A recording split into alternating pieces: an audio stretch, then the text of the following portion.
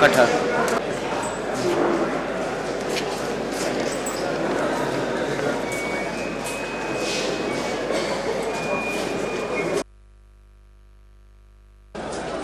Pension मिलेगा, रोजगार कहाँ मिलेगा यार?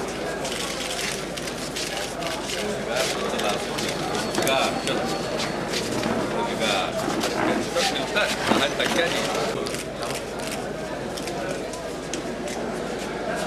सकता है। अरे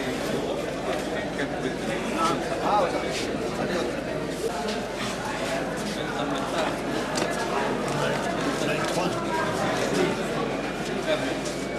पेंशन नहीं मिलता है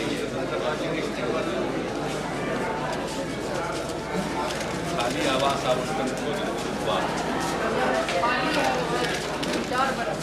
हमको केवल नियोजित होने के अधिकार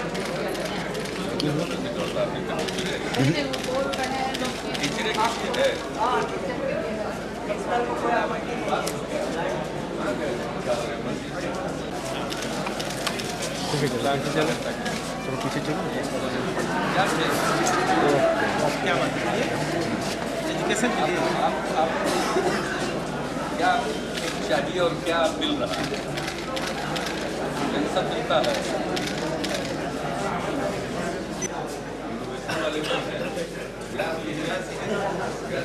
देखिए ये मुर्गा का इलाज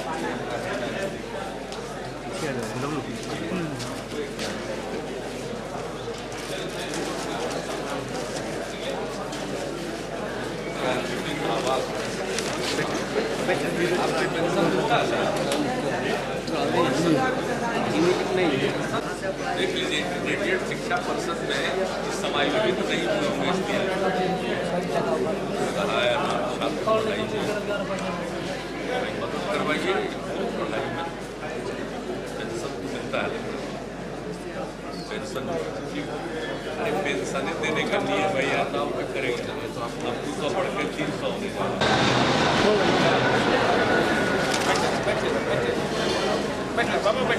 अरे बैठा ना, अरे बैठा ना, अपना 97 साल हो गए।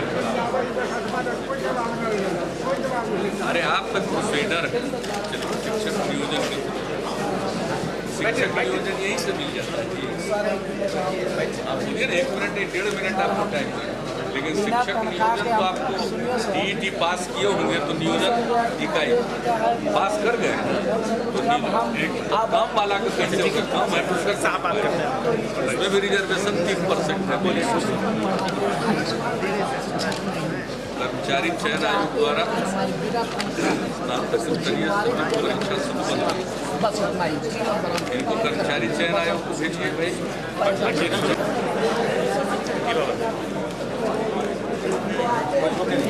ऑल बिहार राज्य सरकार सेवा विभाग मुख्यमंत्री द्वारा नियुक्त है। वाह क्या बात है। ठीक है हो गए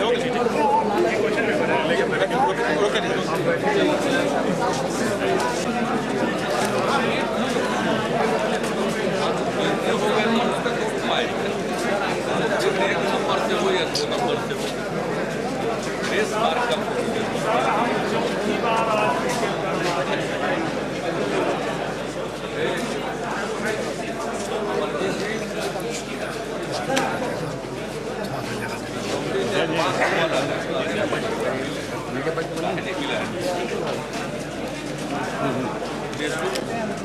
हाथ से आप हाथ नहीं ना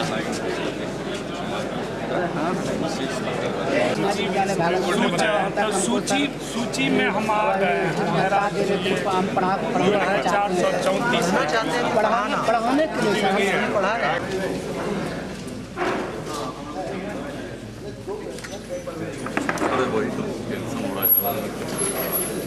जाइए मुन्ना भैया लगा के आइए, जान रहे थे। चलाया जाता है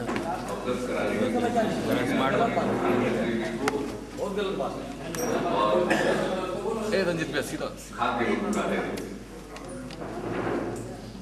13 तारीख को इसी महीने की 13 तारीख को खाद्य मंत्री जी ने देश भर के खाद्य मंत्रियों की बैठक बुलाई है इसी विषय पर चर्चा करने के लिए। और जो संसदीय स्थायी समिति उसने इस विधेयक पर अपनी राय दी है तो उसके मद्देनजर राज्य सरकार की तरफ से खाद्य मंत्री और खाद्य जाएंगे वो अपनी बात उसके पहले भी जो हमारे नेचर कंसर्न खास हमारे अवगत कराने के लिए आखिरी दौर में उसके बाद नहीं लगा बिल पर संसद में चर्चा प्रस्तावित है तो हमने फिर से राय व्यक्त की है। उन लोग एक तो स्टैंडिंग कमेटी ने कई हमारे सुझावों को स्वीकार किया है और कुछ बातें स्टैंडिंग कमेटी ने कही है। उसके अलावे देश के कई अर्थशास्त्रियों ने एक खुला पत्र लिखकर भी प्रधानमंत्री जी से अनुरोध किया था और मेरे पास भी जैकरेज का एक पत्र आया था और इस विषय पर प्रोफेसर अमर सेन जी से भी चर्चा हुई थी तो उस विषय को भी हमने अपने पत्र में लिखा। स्टैंडिंग कमेटी ने भी इस तरह की अनुशंसाएं की और वो ये है कि इनका प्रस्ताव है कि ग्राम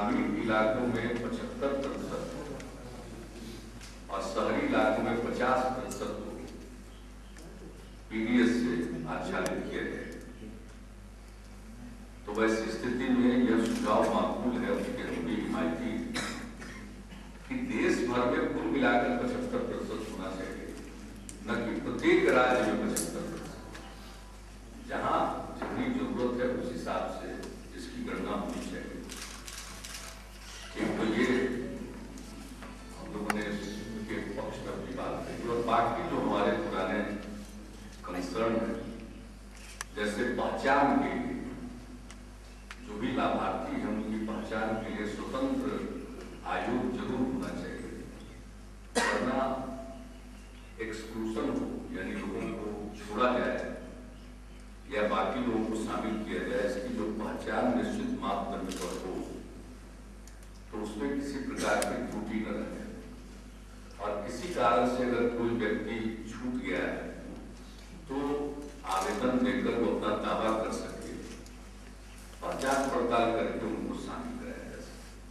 तो यह काम निरंतर चल सकता है, लेकिन इसके लिए एक स्वतंत्र संस्था का गठन करना चाहिए।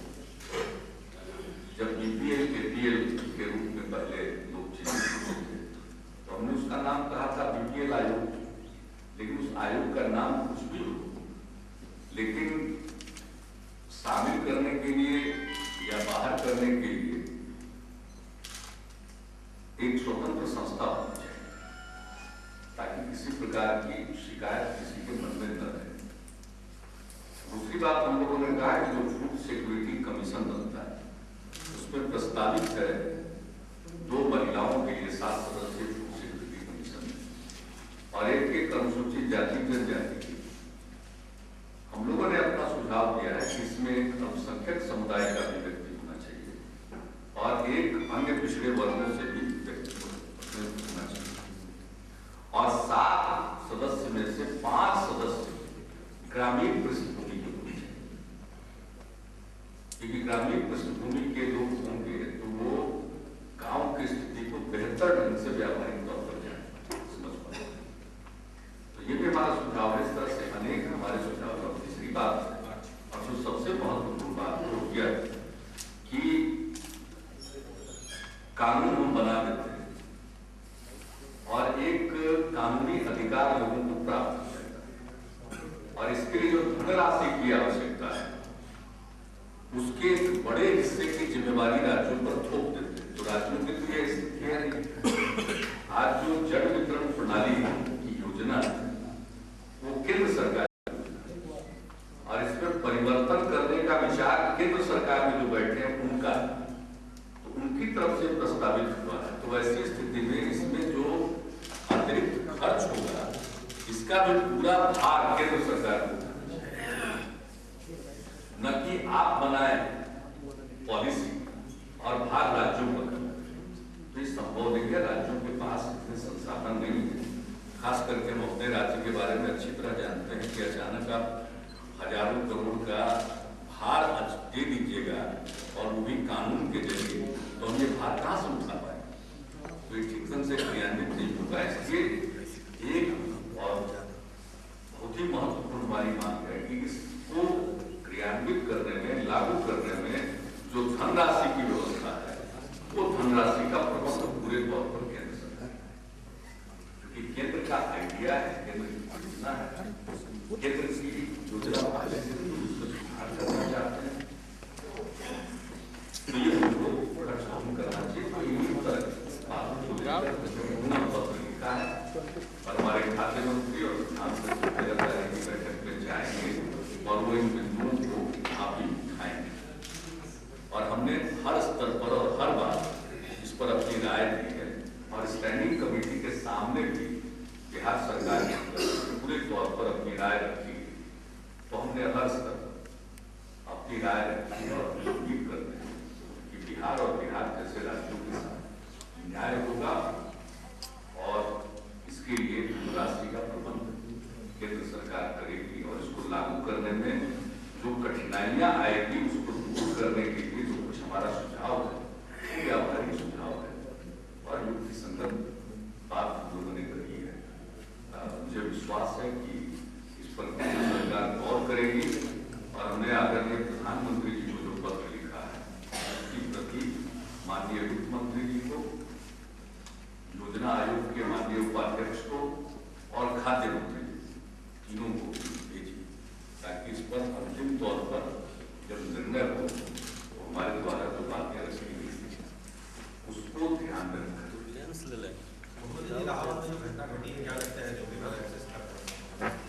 तो समाचार पत्रों में खबर छपी है उसके हिसाब से तो ऐसा लगता है कि थोड़ी लापरवाही है, और ये आमतौर पर जब बहुत ज्यादा भीड़ होती है तो ऐसी स्थिति में रेलवे स्टेशन पर खास तौर पर ध्यान रखना चाहिए, और अंतिम समय में ट्रेन के प्लेटफॉर्म को बदला नहीं जाना चाहिए। इससे ही आपाधापी होती है, उत्तर बनने की संभावना होती है।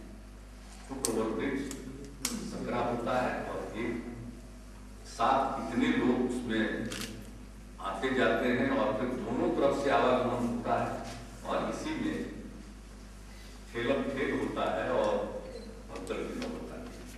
तो जो समाचार पत्रों में खबर छपी है उसके हिसाब से प्राथमिक तौर पर मुझे लगता है, लेकिन ये पूरे तौर पर क्या हुआ क्या नहीं हुआ ये तो जांच का विषय दुखद है, और क्राउड को नियंत्रित करने के लिए पहले से ही पूरा प्लान और उस प्लान पर अमल किया गया। बिहार के 4 लोग सर मरे हैं, तो क्या उनके लिए मुआवजा सब जगह के लोग गए, मुआवजा तो केंद्र ने ऐलान किया है, केंद्र और रेल मंत्रालय ने भी ऐलान किया, बाकी भी ऐलान किया, क्योंकि अभी कोई निर्णय नहीं हुआ है, देख लेंगे। लेकिन अभी तो हमने देखा केंद्र सरकार ने भी अनुदान की घोषणा की। मुख्यमंत्री जी, ये देश के एक बहुत वेल नोन ऑथर हैं, उन्होंने एक ओपन लेटर लिखा है आपको, जो शायद आपने पढ़ा भी हो। उसमें एक उन्होंने लिखा है, उसमें ये लिखा है उन्होंने कि you are insecure about your court base as if you are not sure people in Bihar will vote for you if you do not get your Hindu Muslim calculations right. उनके विचार उनको उनका विचार मुबारक, अपना काम अपने ढंग से करते हैं, इन सब चीजों पर हम प्रतिक्रिया नहीं देते। हर आदमी को अधिकार है अपनी राय रखने का। कोई बच्चे मैंने पढ़ा और वो आपके अखबार में छपा, जिन्होंने आपके अखबार में कुछ ज्यादा ही छपा है। मुख्यमंत्री जी हम लोग देखते हैं, ट्रेन भी देखते हैं, सब चीज देखते हैं। मुख्यमंत्री जी, लेखक के अपने विचार हैं और सब लोग अपने अपने फील्ड में काम करें तो ज्यादा बेहतर रहता है। हम लोग राजनीतिक कार्यकर्ता हैं, राजनीतिक मुद्दों के बारे में निर्णय लेने के लिए जो हमारे अपने आधार होते हैं वो हम लोग इस हिसाब से लेते हैं। अब कठिनाई कहाँ होती है कि हर आदमी हर क्षेत्र में अपना एडवाइस देता है, एडवाइस देने में कोई दिक्कत नहीं है। मुख्यमंत्री जी, एक तरह का स्टेट ऑफ कंफ्यूजन है एनडीए में। कोई कहता है कि प्रधानमंत्री का दावेदार कोई है, कोई कहता है कोई है, और सबसे बड़ी बात कि एनडीए में अभी तक विचार विमर्श नहीं हुआ। आपने कहा था पिछले साल कि एनडीए का प्रधानमंत्री का दावेदार जो है या कैंडिडेट, वो 1 साल पहले उसकी घोषणा हो जानी चाहिए, जिससे कि जनता में मैसेज जाए। अभी हाल फिलहाल में भी काफी बयान आए जिससे कि स्टेट ऑफ कंफ्यूजन हुआ। तो क्या आप अभी भी उस बयान पर कायम है कि एनडीए का प्रधानमंत्री का जो कैंडिडेट है 1 साल पहले घोषणा हो जानी चाहिए, लोकसभा के चुनाव के 1 साल पहले? हमने ऐसा कुछ समय के बारे में बयान, लेकिन चुनाव के पहले हमारे दल में बहुत सारी बातें छपती रहती है, लेकिन कोई बयान समय को लेकर नहीं है अभी तक, और जो बयान देते हैं उसको याद रखते हैं। हमने जो इकोनॉमिक टाइम्स में कोई इंटरव्यू दिया है उसके अलावा कोई बयान हमने नहीं दिया है। और अभी आज तक का एक कॉन्क्लेव था, वहां मुझसे पूछा गया कि आपने जो कहा है उसके हमने कहा एक बार हमने कह दिया है, और इसके कोई जरूरी नहीं है कि एक ही विषय पर प्रतिदिन बोला जाए, और ये कोई आवश्यक नहीं कि प्रतिदिन एक ही विषय के बारे में कहा जाए। हम लोगों की अपनी राय है जिसको हम लोगों ने प्रारंभिक तौर पर प्रकट किया है, लेकिन कब और क्या का अधिकार हम लोगों को ऊपर छोड़ देना चाहिए। अब ये ओपन लेटर लिखने से कोई राय नहीं बदलेगा और नहीं कोई आप अपने मुंह से मेरे मुंह में समय सीमा डाल देंगे, कोई परिवर्तन नहीं। ये सब चीज तो अपने तरीके से या हमारी पार्टी को निर्णय लेने के लिए छोड़ देने की मानी कृपा करें तो बेहतर होगा। कोई कंफ्यूजन कहाँ है? कोई कंफ्यूजन? अब आप प्रतिदिन एक ही चीज को छापिएगा तो कंफ्यूजन तो क्रिएट आप ही लोग करते हैं।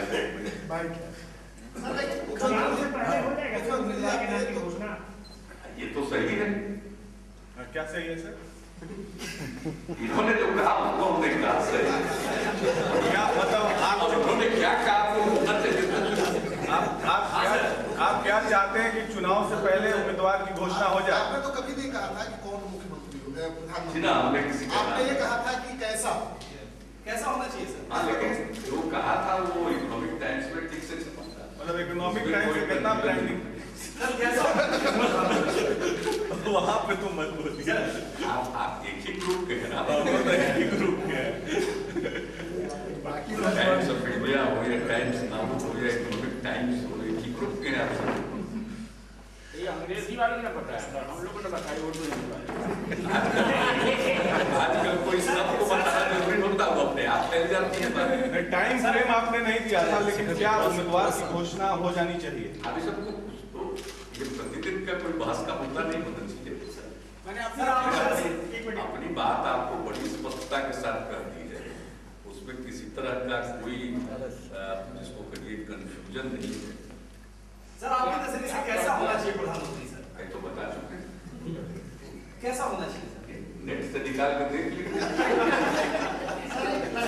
अभी सर आपने कहा चुनाव आप अपनी बात पर कायम है, वो जो विरोध करना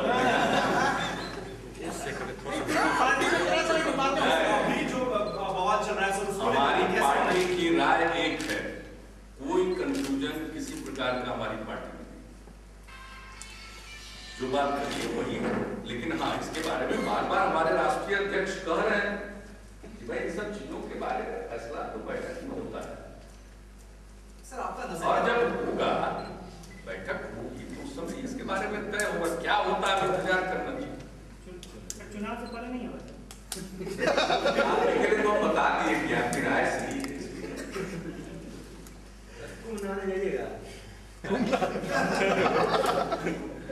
वेरी गुड योजना सर लंदन की खबर पहले एक आध बार सारे आ चुके हैं।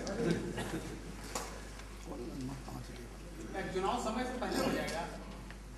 अब इसके बारे में तो हम नहीं कर सकते, लेकिन मेरी समझ से तो चुनाव समय पर होगा जितना हम समझते हैं, लेकिन अगर पहले ही हो गया तो क्या जब अगर पहले होता है तो केंद्र सरकार में बैठे हुए लोग तय करेंगे। तो क्या तय करते हैं तो हमको मालूम नहीं है, लेकिन वो क्या तय कर सकते हैं उसकी जो थोड़ी बहुत समझ है उसके हिसाब से मुझको हमेशा लगता है कि चुनाव समय, लेकिन उसके पहले कराना कोई चाहे तो उनके मन में क्या है उनको पता है। तो चुनाव के लिए आप तैयार हैं, इसका मतलब नए पॉलिटिकल रीअलाइनमेंट के लिए भी होमवर्क आपका तैयार है? इसमें क्या होगा कि चुनाव पहले हो जाएगा तो हम लोग क्या करेंगे कि चुनाव के लिए तैयार नहीं है। नए पॉलिटिकल रीअलाइनमेंट के लिए होमवर्क तैयार है? पर चुनाव हो या आज जो केंद्र की सरकार है वो पहले तय कराना चाहे, चुनाव कराना चाहे, किसी भी स्थिति में हम लोग चुनाव में भागीदार रहेंगे, सक्रिय भागीदार रहेंगे। लेकिन अब इसका मतलब थोड़ी है कि आज ही डिसाइड कर दीजिए कि क्या क्या होगा। सर भाजपा अगर नरेंद्र मोदी को प्रधानमंत्री प्रोजेक्ट करती है तो क्या ऐलान करेगा?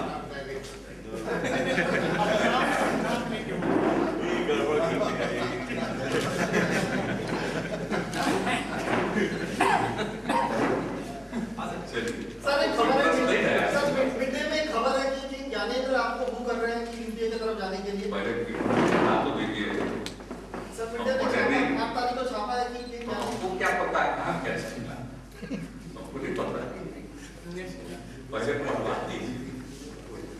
मीडिया में 8 तारीख का प्रेस नोटिफिकेशन में है, क्या जरूरत पढ़े आप सवाल आप पूछ रहे पढ़वा दीजिए पहले। हम पढ़े रहेंगे तब सवाल का उत्तर दे पाएंगे। जान नहीं गए आपको नेपाल नहीं बोले